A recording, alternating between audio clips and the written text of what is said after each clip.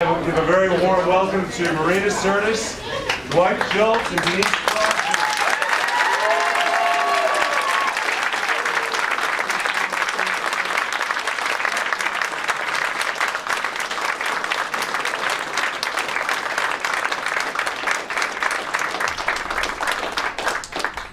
This is a first we've never done one with friends. No. Oh my God, and it's so exciting. Seeing all new things. Is this going to come out? Yes. We'll share this mic. We will. Yes. Oh, I Denise get can have one on her own. Or I can choose to share. Oh, you share a birthday with me. Our birthday tomorrow.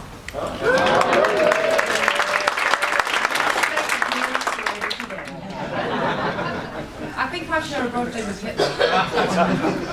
So It's perfect, yes. Hi, everybody. Nothing else to do on a Sunday afternoon, obviously. well, it's warm here. It is. It's beautiful out. So, should we just get into the question and answer thing right away? That sounds good. Yeah? I think so. Because we only gave us 45 minutes. Yeah, we'll go quick. Okay, we'll go. Sorry. So talk fast. Good. All right, so yeah, we can select people with questions. So if you have any questions, raise your hand. No questions. It's supposed to be Ah, we got one. First victim. Sure. There we go. There we go. Here. Or would you prefer this guy? No, darling, you was happy. Oh, I love it. So Denise, I talked to you upstairs about The Walking Dead. She just got on. Would you care to invite your co-panelists on to either be survivors or zombies to join you? I don't like And- zombies. Yeah, but I would love to eat them. With salt and pepper on the grill. You and I. Green lines. I don't get the whole zombie thing, actually. I just don't get it. It's a metaphor, Marina. Is It's it? a metaphor. For what? For survival. Oh, For the plague. For all For things. procreation. All things threatening us. like Ebola. All of it. All of it. Terrorism. Republicans. Oh, Fox News. All of it. Oh, I'm so controlled. I really am controlled. actually, there was a guy with a Tea Party shirt on yesterday. Did you see him? No, I didn't. I thought, yeah, you came up and got your autograph. Did you not? I didn't look at his shirt. I didn't look. I don't look at male breasts. I told him you either have to pay double or walk away. I'm like, you get to pay double. If you want an autograph, you have to pay double. And he went, what? I went, just walk away. Because this is going to get ugly any minute. Right. So, question. Oh, yeah, you asked the question. Did we answer it? No, Marina answered it. I answered it. And I had nothing to do with the Walking Dead, and I answered it. I will answer every question, whether it pertains to it or not. Yes, dear. I've actually been to quite a few panels at the creation event. We don't say that's a dirty word. Yeah. So, if there were one question you could never be asked again, I'd be glad to see it done. Yeah. Like I know every time LeVar's there, people ask what it was like to work with Scotty. He's Right. like, You know what? That's the worst. That is the worst question. What's it like to work with? Fill in the gap. You know. What are you going to say? He's an asshole. I will. This is filmed now. It's like this is going to be on the internet, so you basically have to be nice about everybody because they're going to see it. You know. I mean, I said at a convention where somebody asked me about Jonathan and about our relationship, and I said, well, you know, actually, he's not really my type. And they told him, and he was hurt. You know, so yeah, exactly. Crying on the phone the other night to me. Marina. Yeah, I just like the long-haired boys. That's all it is. I like the long-haired boys. Yes, longer than that. Longer than that. Just cut it. Darn. I really can't stand it when people say, what was it like to kiss Marina Sirtis? It's the first question. Well, this is true. With Patrick Stewart, I wouldn't do the conventions, and then Patrick Stewart said, I know, darling, you must go do it. and I went to Germany, and I knew that that was going to be the very first question that was asked, and indeed it was. Was it really? Yes. And what do you say when they ask you that? I said, Marina who? No, I didn't. No, I did not. I did not. It was delicious. I get asked that too. I get asked, who's the best kisser?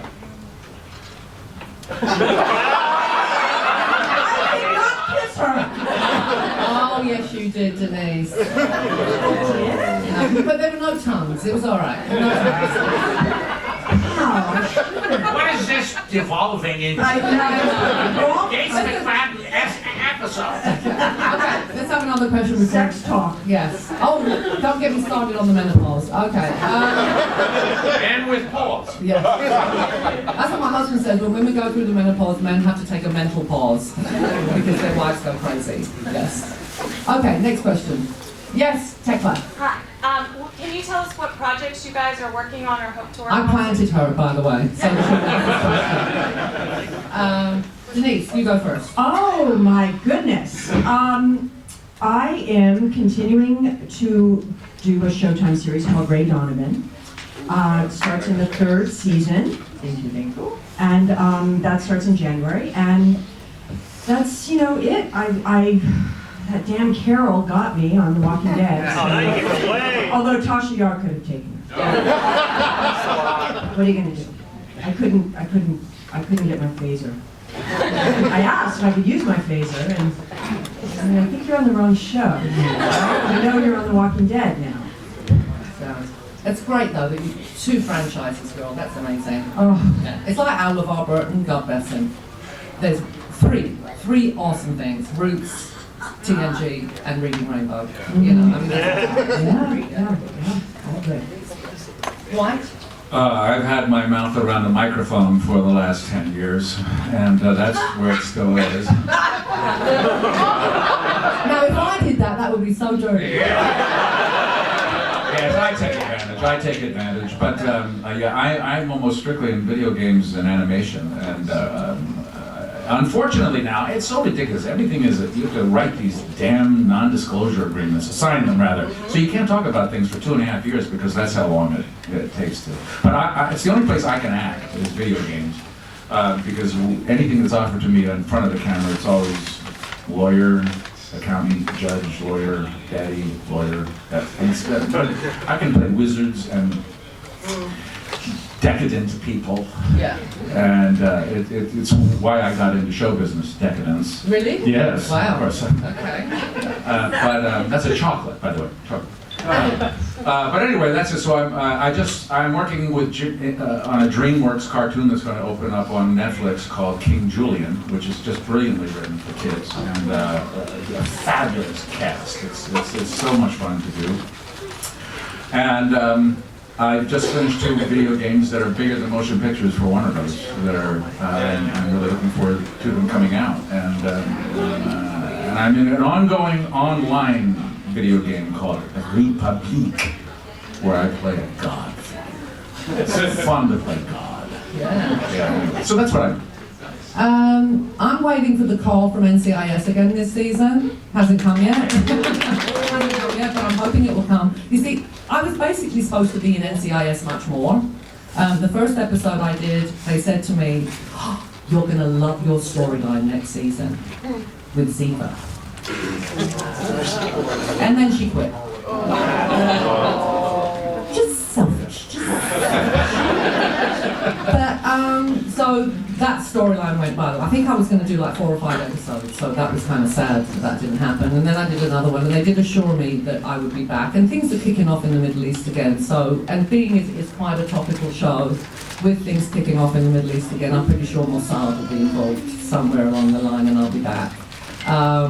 What else am I doing? Actually, a movie that I did in the summer was on Sci-Fi a couple of weeks ago, Finders Keepers. A horror movie. I haven't seen it because I don't like horror. And I have a movie coming out in February in the UK, which is about how the airline industry has been poisoning us for the last 40 years, actually 50 years, since the 60s. We've been poisoned on the airplanes by the air that we breathe. So That's coming out in England in February, and the what you would call it is going to hit the fan as soon as this movie comes out, because it's an expose, really, of what. But they dramatised it because they did write a book, then they did a documentary, and no one pays attention. And so you basically have to make a movie that people will go see and get your message across that way. So hopefully the airlines will do something. It's interesting because there was actually, you know how on CNN they repeat the same stories every hour? They run it like a loop. Well, this came up once on CNN and it got pulled. Yeah, it got pulled literally off. So the lobbyists obviously are way too powerful, but the movie's got distribution in England, so people are going to find out about it. What's it called? It's called A Dark Reflection. Let's hope we're all alive to see it. But it's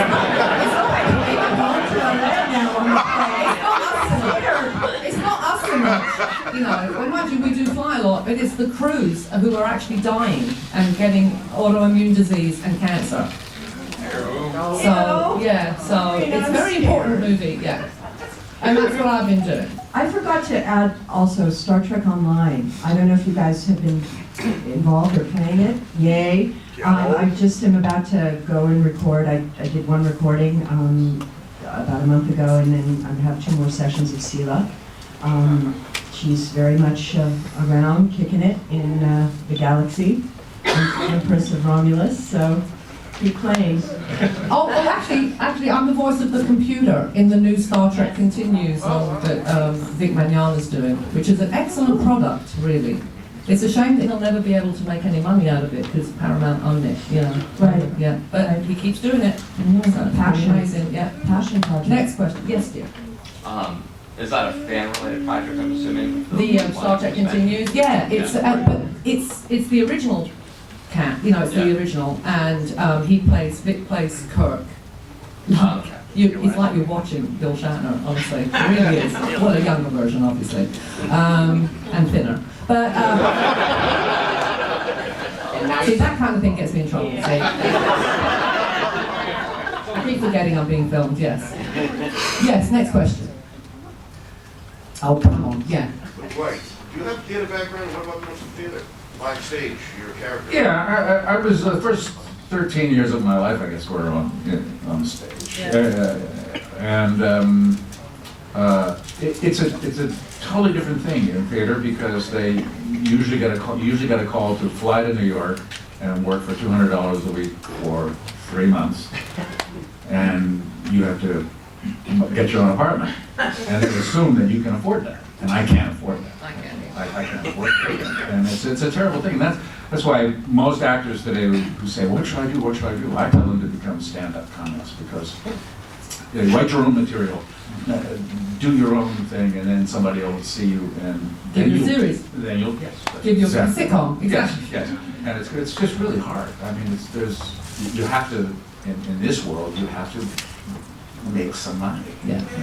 I mean, that's the problem with doing theatre is you don't earn enough money to live, and it's almost like, okay, can I afford to subsidise this job? Because that's basically what you have to do when you're doing theatre. And you would like to. Yeah. I won't do theatre in LA very much. I mean, if it was something that I really desperately wanted to do, I would do it.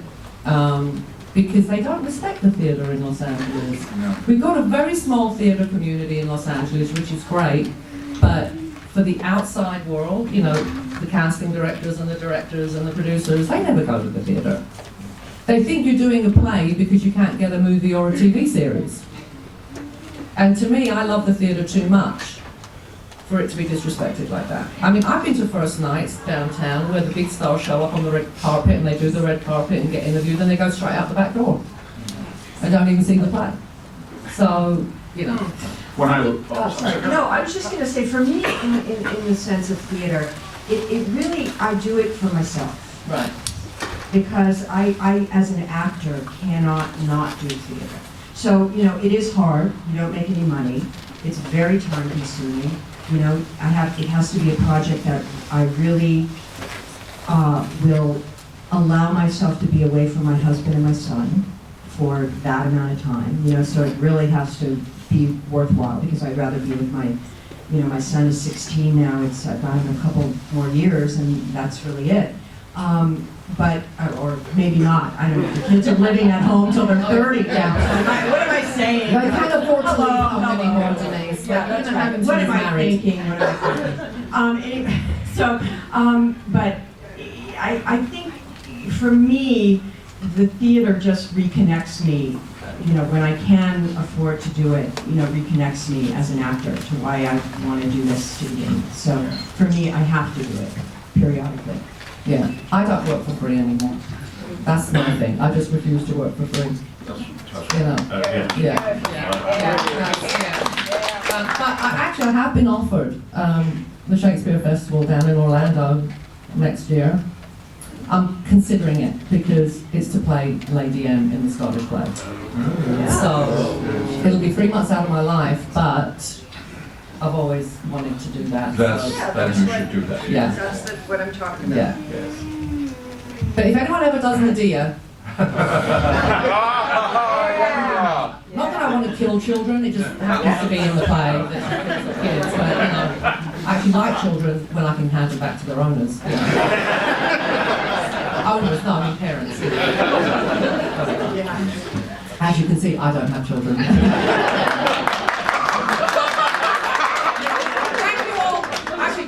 When I used to live in Hollywood, by the way, I lived on a cul-de-sac, and there were no children on the cul-de-sac. No children. And I used to call the women who lived on my cul-de-sac the baronesses.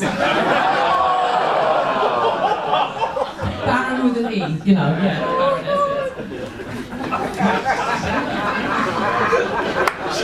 Medea would be great for you. Yes. It is a revenge. Next question. Yes, sir. Hi.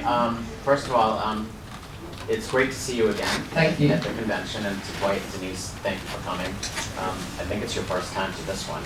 Yeah. I went to all three of you, Dwight and Marina. I have trouble saying it too. I just wanted to ask kind of all three of you about your experiences working on other Star Trek franchises like Voyager, and Dwight, you played a major role in Voyager being found and brought home in that series, and Barclay played such a key role in that, and a great dimensional role in my opinion, and what those experiences were like interacting with new Star Trek people and the new cast members, and then Denise, for you, it would be about the Tasha coming back in yesterday's Enterprise, and what that was like for you to come back, and into a new, almost a new character, because it was in a different time. And then just one comment to Marina was about that movie, the Dark Mirror, is that what it's called? The Dark Reflection. The Dark Reflection, okay. I remember reading too about that, and I don't know if this is in the movie, but maybe you could comment on that, about the fact that I just recently learned from a friend of mine that every time she flies, she takes a hot detox bath with Epsom salt, because we're exposed to radiation in the airplanes. It's not just the radiation. Right. I'll tell you what it is. Right. All right. I mean, go see the movie anyway, but I'll tell you what it is. Where does the air that we breathe on the airplane come from? Recycled. No, it's not. It's not. Really? It's not. It comes in from the outside, through the engines that have no filters. If you swab the wall of any airplane, there's organophosphates on it, which is basically sarin. Wow. And I've asked pilots, I've asked airline attendants this question, where does the air come from that we breathe? And they none of them know. But that's where it comes from. And so we're breathing in sarin on an airplane, pretty much. Because all there needs to be is an oil leak or a little coolant leak, and it gets heated up to extreme temperatures coming through the engines, and then it gets dissipated into the plane. So that's what the movie's about. Anyway, as for doing Voyager, I have to be honest, they offered it to me before I actually did it, and I turned it down. I said, no, don't want to do it again. And then they called back a few months later, and before I could say no, they went, and you'll be working with Dwight Schultz. No, this is true. It's absolutely true. They said, you'll be working with Dwight Schultz. And I went, All right, I'll do it. Because I love working with Dwight. He's awesome, you know, as long as we don't talk politics. And, so he was the reason, he is actually the reason that I did Voyager. So you have him to thank for that, because otherwise I wouldn't have done it. Because the first time they said, you'll be working with Garrett Wang, and I went, no.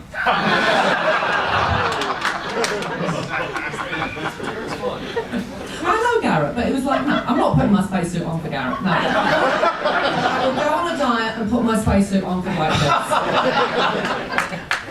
Well, that's about the nicest compliment I've ever had. It is, it really is. It's hard. Yeah, for me, I was, well, we were all told there wouldn't be a crossover. And for me, every time I was cast, it was a gift because I was just a guest.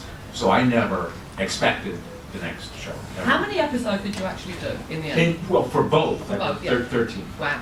Okay. So you actually did more. Did you do more than Delancey? I did it, I think, because of the last, the closing episode. Yeah. But, and I was finally promoted. Which was, but it was, and of course I was, the same thing I was told I was going to be working with Marina. And, which was absolutely wonderful and very strange in that we knew the crew better than the cast. Yeah. And I don't think that there was ever the cohesion in the Voyager cast that there was in Next Generation, which I thought was remarkable. I thought it was just a fabulous group of people who worked together well. But it was, as I said, it was always a gift. And I remember the only time in my life I've been seriously ill was I had pneumonia. It was the '92 election. You got pneumonia because Clinton won, didn't you? Yeah. No, excuse me, not the '92. 2002. I mean 2002. And I lost 20 pounds and I was out for 6 weeks and I got the call to do a Voyager. And it was like, oh my God. And I got better. But I could fit in my uniform. I could fit in the uniform. That's the truth. I would never have been able to fit in my uniform. And but it was always that kind of thrill to work on the Paramount lot with those people, Marina with these people, to do that. And my other experience in television, which was the A-Team, was really, other than the cohesion that we had, was an awful experience from the standpoint that everybody hated it. The network hated it, the critics hated it. The writers they were off producing other series. We never had the same writers 2 years in a row. And we desperately wanted it to succeed. But that's why it only went 4 years. But when you got onto a show like Star Trek and you saw how many revisions, how they cared about the audience, how every actor cared, you know, when Brent Spiner fought because there wasn't going to be any smoke coming out of his pipe when he was playing Sherlock Holmes. It was true. We stopped and waited for the producers to make a decision. But there was a belief. Everybody had a strong connection, and you felt like you were part of show business. Whereas I felt like an outcast on the 80s. So my good television experience was Star Trek.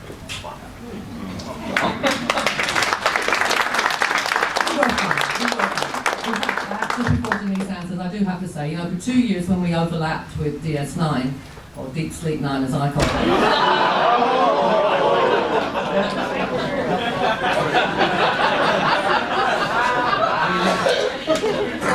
I know, I don't care. It's better than what Jonathan calls it.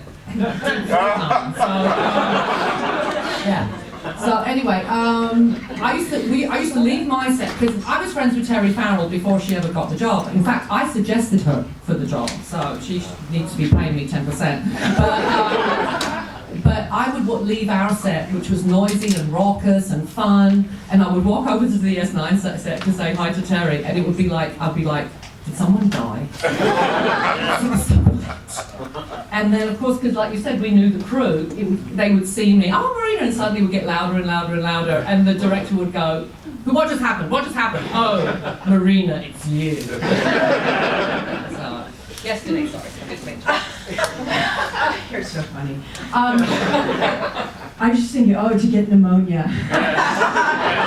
Not those 20 pounds. I know. You know, it's funny. Breathe on me? The only time I've ever gotten so sick where I could not film was also on Star Trek.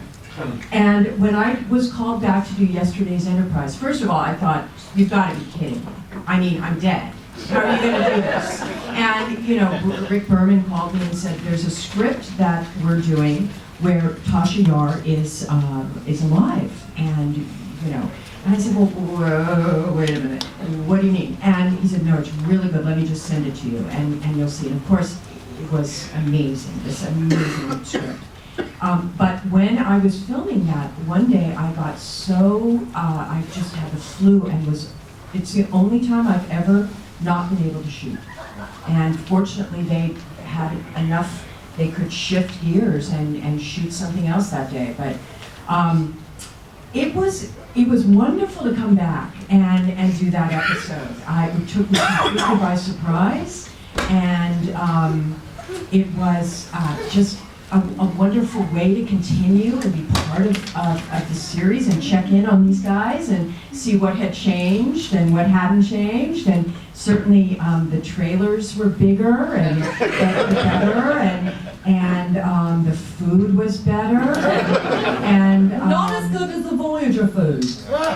Well, not as good as Cheers. Excuse me. It was never as good as Cheers. No, wait a second. I used to go, when we did Voyager, they'd come round, when you were there, like out in the afternoon, at craft service, which is basically what, they feed you, while you're working. In the afternoon, he would throw down like a stick of celery and some peanut butter, and that was our craft service. That's for the afternoon. if we were lucky. If we were lucky, right? They were usually the old bagels From the morning. Yeah. Still out in the afternoon. Yeah. On Voyager, they had a fridge that had all soft drinks in it. They would bring like Chinese chicken salad and all these different salads, and I'd be like, we made the studio a fortune, right? Yeah. We were keeping the studio afloat while we were doing Star Trek, because we were about the only successful thing happening at the Paramount lot in those days, right? No, the first year, Cheers was still on. Because I literally went to the set and stole food. And I told them, because I'm in my spacesuit, and they're like, oh, come in, And I said, do you guys have anything to eat? And Cheers, they had like crab legs and grapes and figs with goat cheese and lobster salad, and I just went like this. And I went there that day, and I took a shitload of food. That's our set.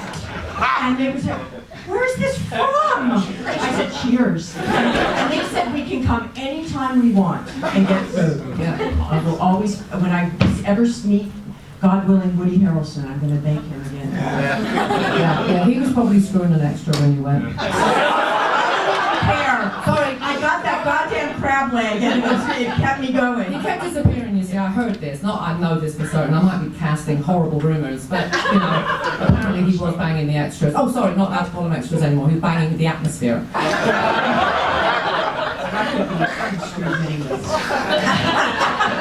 Yes, sir. Yes, more question for Dwight, but possibly for you a little bit. With all the voiceover work, the computer, the game work and all that, I'm curious about the process from being on a show like Star Trek where you have a set and then costumes and direction and then just having the microphone in front of you. Is the difference in the process in those? Yes, it's completely different. You have only on rare occasions, if you have more than one session actually, that you have what you could comparably call a script.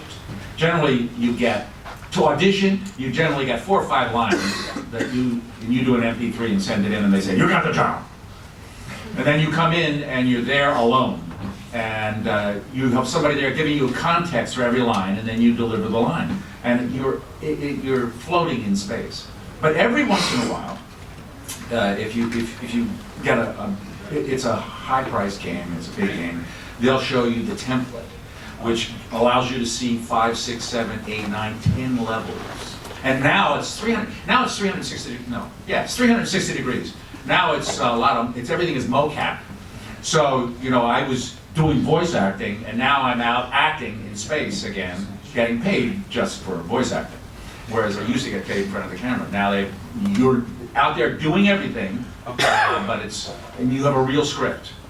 And they're moving to the point where, because games are becoming financially bigger than motion pictures, you're finally starting to see whole scripts, sending you a whole script for all of the film sections of the game. So it's but because you are you have an avatar, your voice matches the avatar. You're not stuck with we can find somebody. We don't do that voice. Don't do that voice. We can find somebody to do that voice. You know, we want the look. You know, and don't play with this and don't play with that. And so you're not really acting anymore. You're just sort of for me in television. But in video games, I can give them 3 different takes, 3 different voices, and they'll choose one, and then I'll go in with that. Usually it's in space, but that's the way it works. It's not as elegant as a script. It's far more. They do the voices first, don't they? Yeah. They do the voices first before they make the game. And I remember I've only done a couple of video games. One was, I think, the Star Trek game, and one was Mass Effect. And I did the Mass Effect voice for what's her name? Venezia, I think her name is. And I was at a con, and someone said, someone in a panel said, "Oh, Marina, I love you on Mass Effect." And I'm like, "What are you talking about?" Because this was about 3 years later, you know. And I was like, "What are you talking about?" And you did one of the voices on Mass Effect. And I went, "No, I didn't." I had forgotten. Right? This is what happens to your brain post-menopause. Right? You don't have any context. You don't, that's it. It's right. And so I said, "No, I don't. It's not me." And he went, "No, it's you. It says it's you." I said, "Well, because they're lying." I said, "To sell more games." I said, "That's what." And actually, I had done it, but I had forgotten. I did Mass Effect. You did? The first one? The first? Who knew? You've obviously never played the game. Have you ever played the game? No. No, me neither. No. The only video game I've ever played is Tetris, and I'm really good at it. Yes. Hi. There's a question for all 3 of you. I'm just wondering how you were all approached to perform in Star Trek. Audition. We all auditioned. You all auditioned? I didn't. You didn't audition? No. No? I did this is the truth. This is true. I made a film called The Long Walk Home. Right. With Whoopi Goldberg. Yes. I knew Brent Spiner. I knew Jonathan Frakes from previous years. And I loved Star Trek. I mean, I've always been a Star Trek fan. And I was telling Whoopi how much I loved it. And she said, "Oh, you want to do that, Joe?" I said, you know, and then my manager, when I had a manager, she made a phone call, called me up and said, "Guess what I have?" And I said, "What?" She said, "A script for Star Trek." And I said, "When do I audition?" She says, "You don't have to audition." I have only gotten 7 jobs in my life through the audition process. If I had to audition, it wouldn't have gotten it. But it was, somehow the word got in and somebody wrote, and I thought it was going to be a big Michael Westmore pulsating vein alien. It was a nerd. and a brilliant stroke. I mean, I just said, "This is a fan on the deck of the Enterprise. My God, I'm a fan. I can do this." And I knew somebody who was